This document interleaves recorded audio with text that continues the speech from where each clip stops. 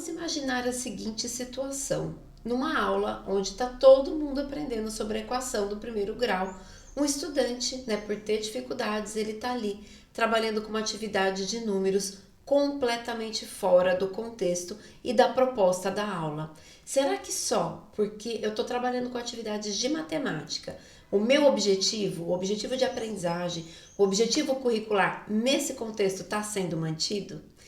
Essa é uma pergunta bastante importante e eu vou trazer 7 dicas, 7 orientações para que você possa organizar uma flexibilização curricular aí na sua escola.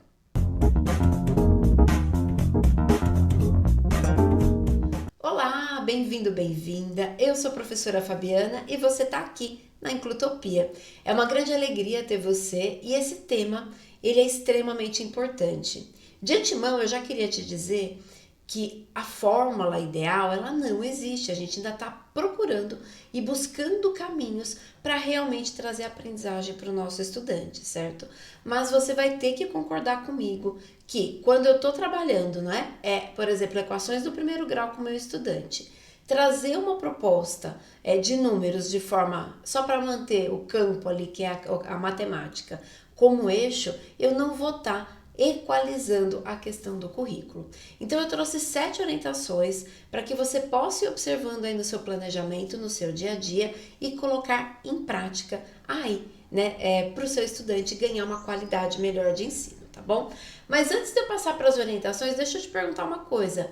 Já está inscrito aqui no canal? Você sabia que na Inclutopia a gente sempre traz novidades, conteúdos atualizados? Então aproveita, se inscreva no canal para não perder os conteúdos que a gente vai publicando. A primeira orientação que eu quero trazer para vocês é que sim, a gente precisa entender o que é essencial, qual que é a aprendizagem que aquele conteúdo curricular ele está trazendo. E nesse caso, o professor regente, ele é fundamental. Eu posso ter a colaboração do professor da sala de recursos, o professor de apoio, mas é o professor regente que é ali o responsável pelo currículo.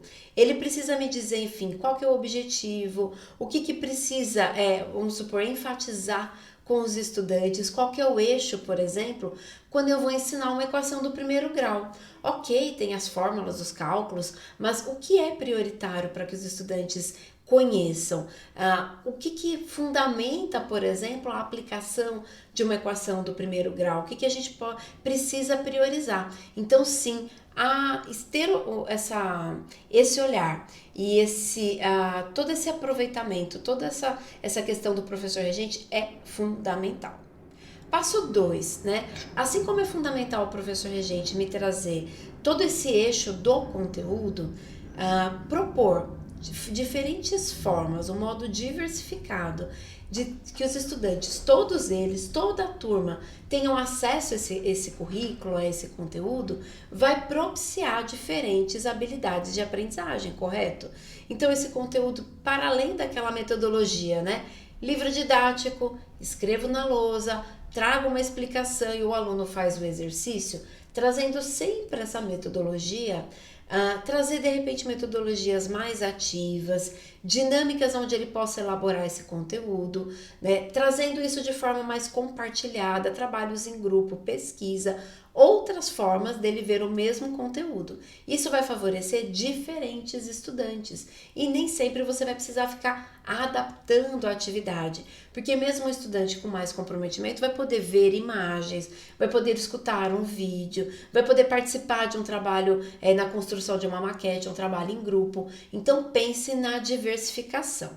A terceira orientação é que a partir do objetivo, aí tem lá as formas diversificadas, a gente precisa pensar em qual recurso de acessibilidade específico eu preciso trazer para que todos participem.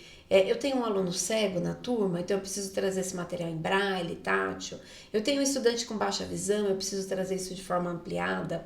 Eu preciso trazer recursos concretos, atividades estruturadas, porque o meu estudante com deficiência intelectual ou com autismo precisa dessas atividades. Então, pensar no recurso de acessibilidade é fundamental. A quarta orientação é em relação ao tempo. É muito importante que o professor tenha clareza que ele dispõe de quantas aulas semanais, quantas horas naquela semana para cumprir aquele determinado conteúdo, quanto tempo ele vai ter com aquela turma, porque é a partir dessa mensuração adequada, assertiva do tempo, que ele vai pensar no objetivo possível de aprendizagem para os estudantes. Não adianta eu colocar um planejamento extremamente longo, não é mesmo? Se eu tenho 2 aulas por semana, 4 aulas por semana, então eu preciso contabilizar o tempo quando eu penso na flexibilização curricular. A quinta orientação é em relação à expectativa de aprendizagem. A expectativa de aprendizagem, ela parte sim do currículo, mas eu preciso conhecer esse estudante, eu preciso saber se ele já está lendo, se ele escreve, se ele compreende, se ele faz as 4 operações, o que ele já tem de repertório, para que eu alinhe, faça um alinhamento da minha expectativa de aprendizagem frente ao currículo com aquele estudante real que está na minha turma, que está no dia a dia ali, né, ali no meu trabalho, ali na sala de aula. Se eu não trago essa expectativa, se eu não alinho, né, a expectativa de aprendizagem com o estudante real, eu vou estar me baseando numa expectativa que não vai se concretizar na prática. A sexta orientação que eu quero trazer para vocês é em relação a, ok, eu tenho tempo, eu sei qual é o eixo principal, eu conheço, né, esse estudante, eu tenho ali as minhas expectativas de aprendizagem, mas me diga, como você quer chegar lá? O como é um meio, um método, o recurso, a estratégia. Você precisa pensar quais são os recursos e estratégias que você vai utilizar para chegar a essa expectativa que você traçou ali de antemão. E por último, mas não menos importante, é fundamental avaliar no percurso, não deixa para avaliar lá no fim, né? Ao final de cada aula, ao final de cada encontro, pensa um pouquinho e verifica se você está cumprindo as metas que você tinha para aquele período, para aquele espaço de tempo. Eu sei que muitas vezes é um grande desafio a gente trabalhar a questão da educação inclusiva, principalmente nas séries finais do ensino fundamental e no ensino médio. Mas eu queria que você soubesse que também é novo para todo mundo. A gente está aprendendo a fazer. Não existem fórmulas mágicas, mas existe sim formas de fazer de jeitos, vamos dizer assim, muito mais assertivos, prazerosos para você, para o seu aluno e que vai trazer qualidade de ensino, tá bom? Eu espero que esse tema tenha te ajudado. Até os próximos. Um grande abraço.